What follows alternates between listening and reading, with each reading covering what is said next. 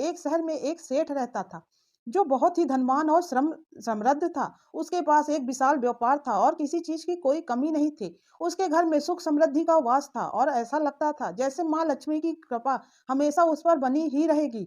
इस धन वैभव के बीच सेठ के घर एक पुत्र रत्न का प्राप्त हुआ। जब उसके घर में पुत्र का जन्म हुआ तो सेठ की खुशी का कोई ठिकाना ही नहीं था। अब तो उसकी सारी खुशियां और सारी मनोकामना पूरी हो गई। उसने अपने बेटे के आने को अपने जीवन की सबसे बड़ी खुशी माना और पूरे शहर में उत्सव का माहौल छा गया। सेठ ने अपने बेटे के जन्म के दिन पूरे शहर के लोगों को, पूरे अपने रिश्तेदारों को, लोगों को समारोह में आयोजित किया और उसकी खुशी हर किसी के चेहरे पर साफ झलक रही थी।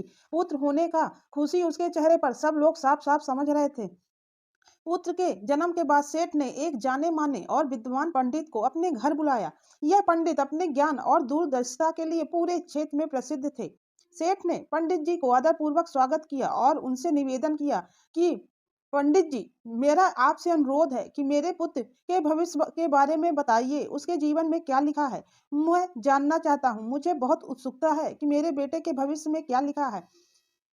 पंडित जी सेठ की बात सुनकर कहते हैं, मैं अभी 2 मिनट में जजमान आपके बेटे की कुंडली बनाकर फिर आपको मैं बताता हूँ कि उसके जीवन में क्या लिखा है। फिर पंडित बड़े ध्यान से बैठकर सेठ के बेटे की कुंडली बनाने लगते हैं। कुछ देर बाद जब पंडित जी कुंडली बना लेते हैं, पंडित जी कुंडली बनाने के बाद सेठ से कहते हैं, सेठ जी, आपका बेटा एक दिन आपसे भी बड़ा व्यापारी बनेगा और बहुत पैसा कमाएगा और आपसे भी ज्यादा नाम कमाएगा। सेठ की खुशी का तो कोई ठिकाना ही नहीं रहा। ऐसा लग रहा था जैसे उसने जिंदगी में जो कुछ भी मांगा था भगवान ने उसकी सारी खुशियां उसे लौटा दी। और इससे बड़ी खुशी कि उसका बेटा उससे भी ज्यादा नाम कमाएगा और उससे भी ज्यादा बड़ा व्यापारी बनेगा। यह सुनकर सेठ बहुत खुश था। यह सुनकर हर बाप खुश होता है कि उसका बेटा उससे भी ज्यादा कामयाब होगा। यही खुशी सेठ की भी थी। सेठ अपना बेटे को लेके गोद में झूमने लग गया और उसने पंडित जी को बहुत सारा दान दक्षिणा देकर उन्हें विदा किया। जब सेठ का बेटा 5 से 6 साल का हुआ तब से सेठ ने उसे उसके भविष्य के बारे में बताना शुरू कर दिया था। वह अपने बेटे को जब भी लाड प्यार करता तब यही बोलता कि मेरा बेटा बहुत बड़ा आदमी बनेगा। मेरे बेटे के किस्मत में बहुत बड़ा आदमी बनना लिखा है। तुम मुझसे भी ज्यादा पैसा कमाओगे और मुझसे भी ज्यादा नाम रोशन करोगे। सेठ का यह विश्वास उसके बेटे के मन में धीरे धीरे घर करने लगा। वह इस सोच के साथ बड़ा होने लगा कि वह एक दिन अपने पिता से भी बड़ा व्यापारी बनेगा। सेठ अपने बेटे को हर बार यह बात जरूर उस कहता और यह बात उसके बेटे के मन में घर कर गई। अब उसका बेटा भी यह मानने लग गया कि वह भविष्य में बहुत बड़ा आदमी बनेगा, अपने पापा से भी बड़ा व्यापारी बनेगा। उसकी किस्मत बहुत भाग्यशाली है। बेटे के मन में यह विश्वास बढ़ता गया कि वह अपने पिता की उम्मीदों पर खरा उतरेगा, क्योंकि उसके पापा ने उसकी कुंडली पहले ही बनवा के उसके भविष्य के बारे में जान लिया था। सेठ का बेटा अब 21 साल का हो चुका था, लेकिन उसके जीवन की दिशा वैसी नहीं थी जैसी सेठ ने सोची थी। बचपन से पंडित जी की भविष्यवाणी और सेठ की बातें सुनते हुए सेठ का बेटा बड़ा हुआ था, लेकिन उसने ना तो पढ़ाई में कोई विशेष ध्यान दिया और ना ही व्यापार में कोई रुचि दिखाई। सेठ को उम्मीद थी कि उसका बेटा उसकी तरह मेहनत करके और ईमानदारी से व्यापार करेगा, व्यापार में रुचि लेगा, लेकिन उसका बेटा तो एकदम अलग ही राह पकड़ लिया था। वह दिन भर बस दोस्तों के साथ घूमता फिरता, मौज मस्ती करता, वह समय बिताता और अच्छे खाने का शौकीन हो गया था। अगर वह घर पर होता तो ज्यादा समय सोते हुए बिताता। उसकी दिनचर्या बस घूमना फिरना, खाना और सोना बन गई थी। उसे अपने जीवन में कुछ भी करने की इच्छा नहीं होती थी।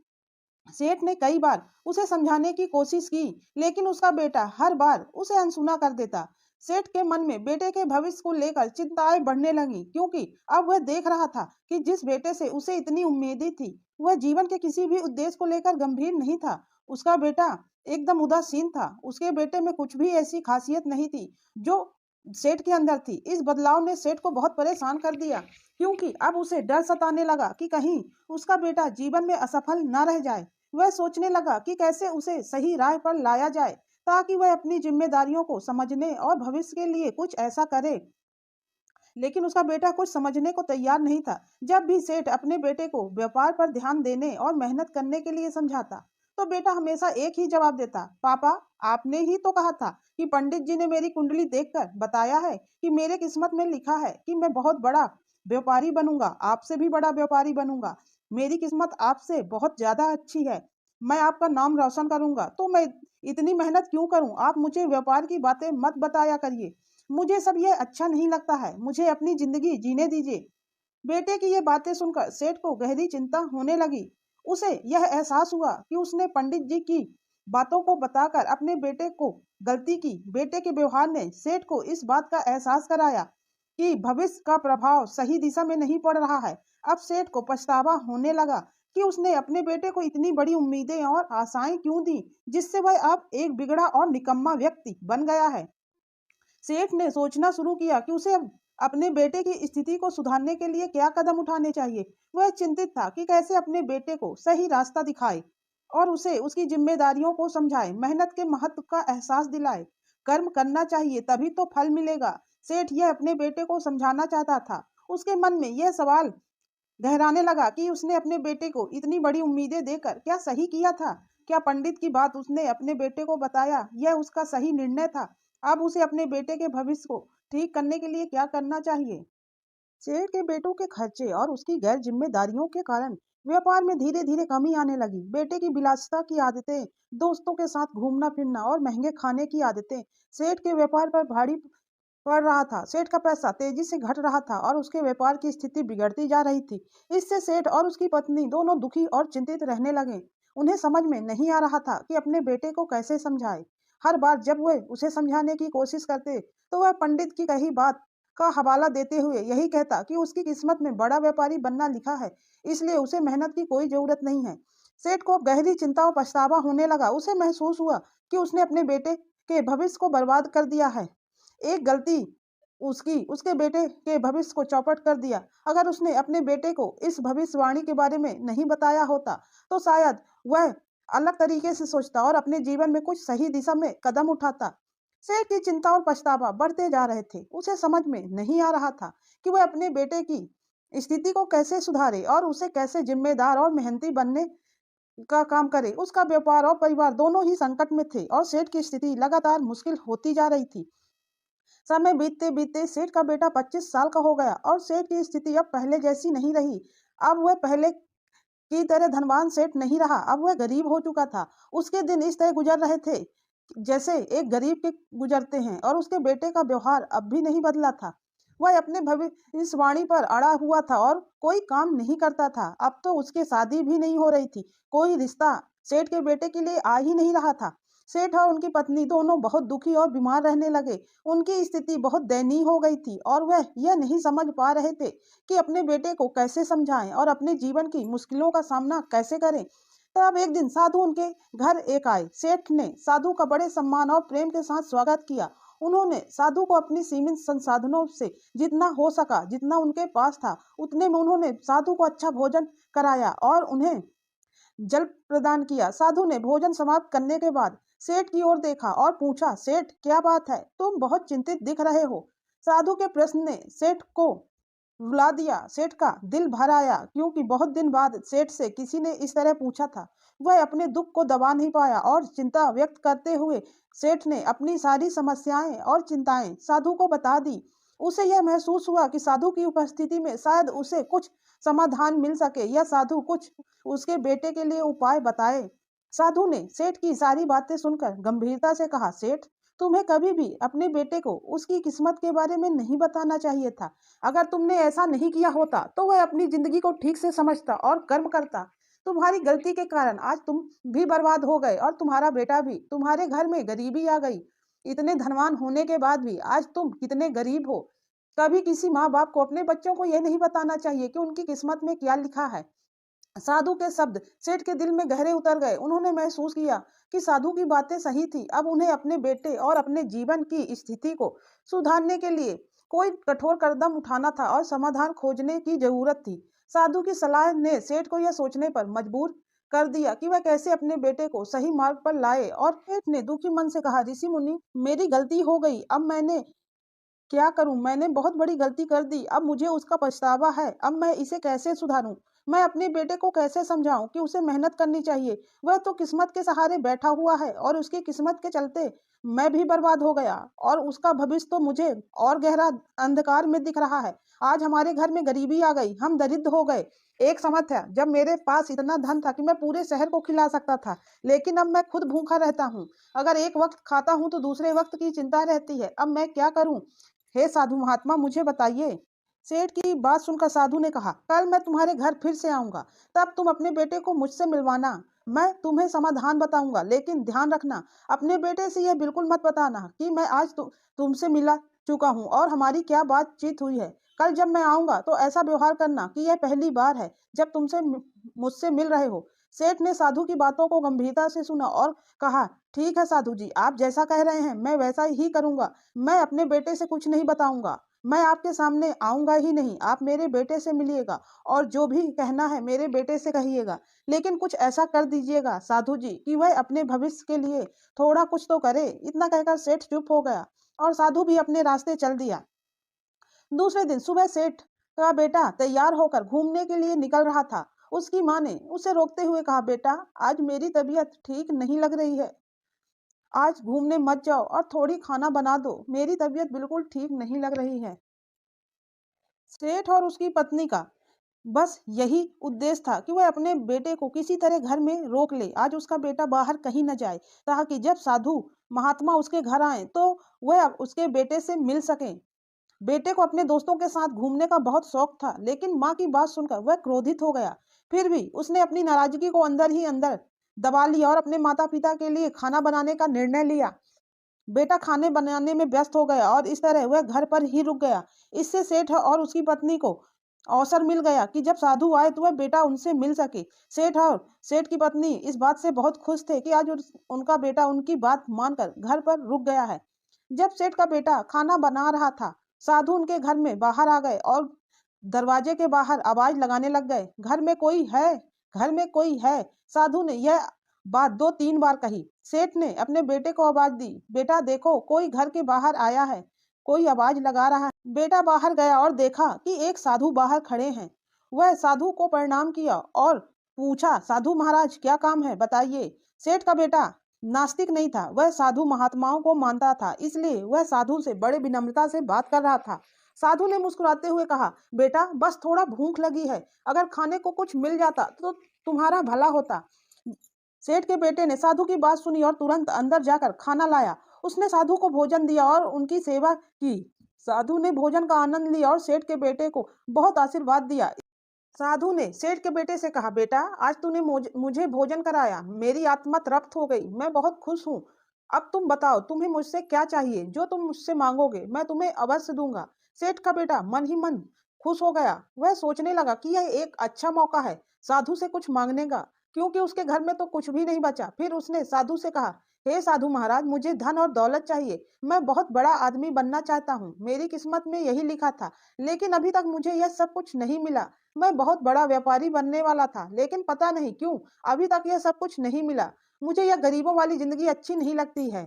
साधु ने सेठ के बेटे की बात बहुत गौर से सुना और फिर साधु सेठ के बेटे से कहता है, बेटा तुम्हें पता है एक बहुत बड़ा आदमी है जिसके पास बहुत सारा पैसा धन दौलत है, लेकिन उसका कोई वारिस नहीं है। वह एक ऐसा लड़का ढूंढ रहा है जो ईमानदार, मेहनती और परोपकारी हो। वह चाहता है कि जब वह मरे तो वह अपनी पूरी संपत्ति उस व्यक्ति को दे जो जिसके अंदर यह गुण मौजूद हो। अगर तुम चाहो तो तुम उस व्यक्ति के योग बन सकते हो और तुम उसकी पूरी संपत्ति ले सकते हो।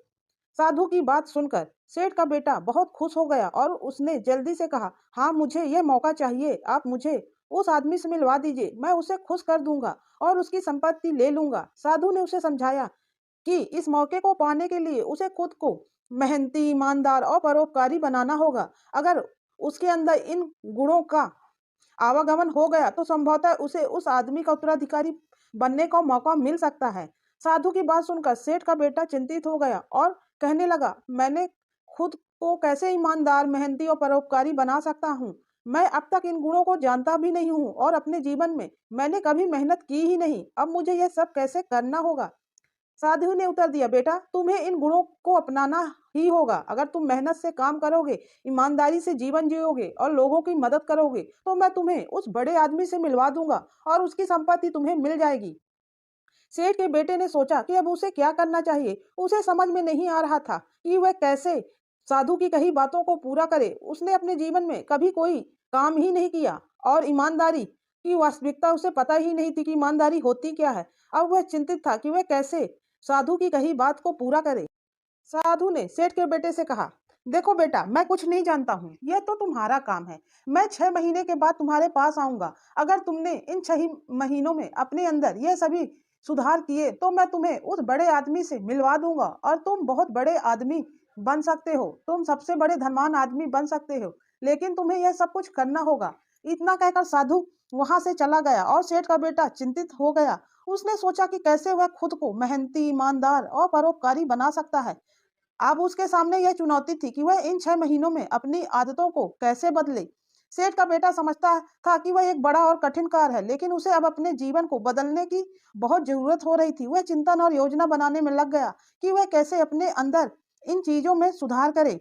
सेठ के बेटे ने घर के अंदर जाकर अपने माँ पापा को पूरी बात बता दी। उसने कहा, माँ पापा, मुझे बड़ा आदमी बनना है, लेकिन साधु ने कहा है कि मुझे मेहनत, ईमानदारी, कर्म और परोपकार करना है। मैं यह सब कैसे कर सकता हूँ? मैंने आज तक कोई काम नहीं किया और मुझे ईमानदारी और परोपकार का भी कोई अनुभव नहीं है। अब मुझे क्या करना चाहिए? सेठ ने बेटे की चिंता सुनी और कहा, बेटा तू चिंता मत कर, तू मेरे व्यापार में काम करने लग। मेरी दुकान बंद हो गई है, तू उसे खोल ले और मेरे कुछ दोस्त हैं, मैं उनसे पैसा उधार ले लूंगा और तू उस पैसे से काम शुरू कर देना। मेहनत करने से तू ईमानदार और परोपकार के गुण भी सीख जाएगा। दुकान में करते समय हमेशा ईमानदारी ही करना। दुकान में काम जो भी करना वह ईमानदारी से करना। कभी किसी के साथ बेईमानी मत करना। इससे तू धीरे धीरे सब कुछ सीख जाएगा और तेरे अंदर साधु की कही सारी बातें आ जाएंगी। सेठ के बेटे को अपने पापा की बात सही लगी। उसने कहा, पापा आप सही कह रहे हैं। आप अपने दोस्तों से पैसा ले लो और मैं उनका पैसा बाद में चुका दूंगा जब मैं अमीर आदमी बन जाऊंगा। मैं अपनी दुकान में बैठकर व्यापार शुरू करूंगा, आप उनसे पैसा मांगो। इतना कहकर सेठ का बेटा व्यापार शुरू करने की योजना बनाने लग गया और अपने पापा की सलाह के अनुसार ईमानदारी और मेहनत के साथ काम करने लग गया। अगले दिन सेठ ने अपने बेटे को पैसे दे दिए और कहा, बेटा यह पैसे ले और व्यापार शुरू कर। सेठ का बेटा अब दुकान में बैठकर वही काम करने लगा जो सेठ किया करता था। उसने पूरी मेहनत और ईमानदारी से काम किया। धीरे धीरे दुकान चलने लगी और काफी मुनाफा भी होने लगा। वह ग्राहकों को सम्मान और अच्छी सेवा देने लगा, जिससे शहर के लोग उसे पसंद करने लग गए और उसकी दुकान से सामान खरीदने लग गए। सेठ के बेटे की मेहनत रंग लाई और दुकान अच्छी तरह से चलने लग गई। अब सेठ का बेटा अपने दोस्तों के साथ घूमने फिरने कहीं नहीं जाता था और ना ही अब वह महंगे महंगे पकवान खाता था। वह ईमानदारी से और मेहनत से अपनी दुकान में काम करता था। उसने दुकान के मुनाफे से अपने पापा के मित्रों का कर्जा भी चुका दिया। अब वह 6 महीने बीत चुके थे। सेठ का बेटा न केवल अपने पिता के व्यापार को आगे बढ़ा रहा था, बल्कि वह खुद भी एक ईमानदार और मेहनती व्यक्ति बन चुका था। 6 महीने बाद साधु फिर से सेठ के घर आता है। सेठ का बेटा उसे देखते ही पहचान जाता है और दौड़कर साधु के पैर छूता है और खुशी से कहता है, अरे साधु जी, आप आ गए, मैं आपका ही इंतजार कर रहा था। साधु मुस्कुराते हुए सेठ के बेटे को आशीर्वाद देता है और कहता है, मैंने कहा था ना, 6 महीने बाद मैं तुमसे मिलने आऊंगा, तो मैं आ गया। अब तुम बताओ, इन 6 महीनों में तुमने क्या किया? क्या तुमने मेहनत की? क्या तुम ईमानदारी सीखे और क्या तुमने परोपकार भी किया? सेठ का बेटा बड़े गर्व से अपना सीना फुलाकर कहता है, साधु जी, आपके बताए अनुसार मैंने मेहनत की और ईमानदारी से काम किया। मैंने पहले एक दुकान खोली, फिर उसे बढ़ाकर 2 दुकान कर दी। मैंने गरीब लोगों की मदद भी शुरू कर दी है। व्यापार बहुत अच्छा चल रहा है और मैं अपनी जिम्मेदारियों को बहुत अच्छे से निभा रहा हूँ। साधु ने उसकी बात को सुना और उसकी मेहनत की सराहना की। उन्होंने कहा, मैंने तुम्हारे प्रयासों को देखा है, तुमने सचमुच मेहनत की है और अपनी आदतों में बदलाव लाया है। तुम्हारी ईमानदारी और परोपकार ने तुम्हें सफलता दिलाई है। अब तुम बड़े आदमी से मिल सकते हो, जैसा मैंने तुम्हें बताया था। साधु ने सेठ के बेटे की मेहनत और बदली आदतों की सराहना की और उसे बड़े आदमी से मिलने की बात कही। सेठ का बेटा बहुत खुश हो जाता है और साधु से कहता है, साधु जी, अब मुझे उस बड़े व्यापारी से मिलवाइए जो अपनी पूरी संपत्ति मुझे देने वाला है। मैंने आपकी सारी शर्तें मान ली। साधु मुस्कुराते हुए कहता है, मुझे अपने घर के अंदर ले चलो। सेठ का बेटा थोड़ा हैरान होता है कि साधु उससे बड़े आदमी से मिलवाने की बजाय घर के अंदर आने के लिए क्यों कह रहे हैं, लेकिन उसने कोई प्रश्न नहीं किया और साधु को अपने घर के अंदर ले जाता है। जब दोनों अंदर जाते हैं तो साधु ने कहा, अब तुम्हारे पास जो कुछ भी है उसे देखो और समझो कि तुम्हारे प्रयासों और बदलाव का परिणाम तुम्हारे सामने है। इन 6 महीनों में तुम्हारी किस्मत बदल गई है। तुम अब एक अच्छे व्यापारी बन गए हो। अब मैं तुम्हें उस बड़े आदमी से मिलवाता हूँ जो तुम्हें अपनी पूरी संपत्ति देने वाला था। इतना कहकर साधु ने अपनी उंगली सेठ और सेठ की पत्नी की ओर इशारा करता है और कहता है, यह वही बड़ा आदमी है जो तुम्हें अपनी पूरी संपत्ति देने वाला था। साधु की यह बात सुनकर सेठ का बेटा चौंक जाता है और हैरान होकर पूछता है, क्या आप कह रहे हैं साधु जी, मेरे माता पिता वह बड़े आदमी कैसे हो सकते हैं? साधु मुस्कुराते हुए उत्तर देता है, हाँ बेटा, तुम्हारे माता पिता ही वह लोग हैं जिन्होंने पूरी संपत्ति तुम्हें अपनी मेहनत, ईमानदारी और परोपकार के कारण दे दी है। उनका प्यार, समर्थन और तुम्हारे प्रयासों ने तुम्हें यह सब हासिल करने में मदद की है। अब तुमने खुद को बदल कर और खुद को साबित कर दिखाया है। तुम उनके वंश का सचमुच योग्य उत्तराधिकारी हो। सेठ का बेटा अपने माता पिता की तरफ देखता है और उसकी आंखों में आंसू भर आते हैं। साधु ने सेठ के बेटे को समझाया, बेटा, तुम्हारे पापा ने तुम्हारी किस्मत के बारे में बताया जिससे तुमने मेहनत करना ही छोड़ दिया। तुमने काम नहीं किया और इस वजह से तुम्हारी किस्मत भी पूरी तरह से नहीं बदल पाई। जिंदगी में बिना कर्म किए किस्मत में कुछ नहीं मिलता। जब तक तुम मेहनत नहीं करोगे तुम्हें कुछ भी नहीं मिलेगा। आज तुमने 6 महीनों में मेहनत की और तुम्हारी किस्मत अपने आप बदल गई। अब तुम बड़े आदमी बन गए हो और तुम्हारे माता पिता की संपत्ति ही तुम्हारी ही है। साधु की बात सुनकर बेटा अपनी गलती को समझता है। वह साधु के पैर छूकर माफी मांगता है और अपने माता पिता के पास जाकर उन्हें गले लगाता है। उसने कहा, मम्मी पापा, मुझे माफ कर दो। मैं आपकी बताई हुई उस बात को समझा, लेकिन उसके अंदर की सच्चाई को मैं नहीं समझ पाया। अब मुझे यह एहसास हो गया कि किस्मत में वही होता है जो हम खुद करते हैं। अगर हम कर्म नहीं करेंगे तो हमारी किस्मत कैसे बदलेगी? बिना कर्म के किस्मत नहीं बदली जा सकती है। साधु बाबा ने मुझे इस गलती का एहसास करवा दिया। अब मैं भी कभी भी किस्मत के सहारे नहीं बैठूंगा। मैं मेहनत करूंगा, ईमानदारी से काम करूंगा और हमेशा सत्य के रास्ते पे चलूंगा। सेठ और उसकी पत्नी बहुत खुश हो गए। दोनों ने साधु की बहुत आभार व्यक्त किया और साधु के पैर छू लिए। साधु ने उन्हें आशीर्वाद दिया और वहां से चले गए। सेठ और सेठानी की अब तबीयत भी धीरे धीरे ठीक होने लग गई। सेठ का बेटा अब एक सफल व्यापारी बन गया। उसका व्यापार न केवल शहर में बल्कि दूसरे शहरों में भी फैल गया था। इस तरह से उसकी मेहनत और सुधार ने उसे उसके परिवार को नई शुरुआत करने का मौका दिया। कहानी सुनाने के बाद अंत में भगवान विष्णु माता लक्ष्मी से कहते हैं कि इन दो बातों को अपने बच्चों को कभी मत बताइए, नहीं तो उनका परिवार विनाश की ओर चला जाता है। पहली बात, अगर बच्चों के भाग में किसी तरह की बाधा या परेशानी है या किसी पिछले जन्म के कर्म का श्राप है तो उन्हें कभी मत बताइए। अगर उन्हें यह सब पता चल जाता है तो आपके बच्चे भय और चिंता में जीने लगते हैं और अपने जीवन को वह सही दिशा नहीं दे पाते हैं, वह भटक जाते हैं। इस तरह अपने बच्चों को कभी उनके श्राप के बारे में नहीं बताना चाहिए। और दूसरी बात, अगर आपके बेटे की किस्मत में बहुत अच्छा लिखा है, उसे बहुत कुछ मिलने वाला है, तब भी मत बताइए। क्योंकि अगर उसे यह पता चल गया कि उसकी किस्मत में सब अच्छा लिखा है तो वह मेहनत करना बंद कर देगा, जैसे सेठ के बेटे ने किया था। इस तरह अपने औलादों को कभी यह दो बातें ना बताएं, नहीं तो वह आपका भी धन नष्ट कर देंगे और अपना भविष्य भी बर्बाद कर लेंगे। इस तरह आपके घर में गरीबी और दरिद्रता आ जाएगी और आपके बेटे का भविष्य अंधकार में डूब जाएगा। इस प्रकार भगवान विष्णु कहते हैं, हे प्रिय, आपको इस कहानी के माध्यम से मैंने जो समझाया वह तो समझ में आ गया होगा। आपको आपके प्रश्न के उत्तर भी मिल गए होंगे। माता लक्ष्मी कहती हैं, प्रभु, मेरे प्रश्नों के उत्तर मुझे मिल गए और मुझे अब समझ में आ गया कि औलादों को दो बातें कभी नहीं बतानी चाहिए। अब मुझे यह अच्छे से समझ में आ गया। इस तरह भगवान विष्णु और माँ लक्ष्मी ने मानव कल्याण के लिए बहुत अच्छा संदेश दिया है। यह जानकारी आपको कैसी लगी प्लीज कमेंट्स करके जरूर बताइएगा और चैनल को लाइक सब्सक्राइब करना बिल्कुल ना भूलें। तब तक के लिए नमस्कार।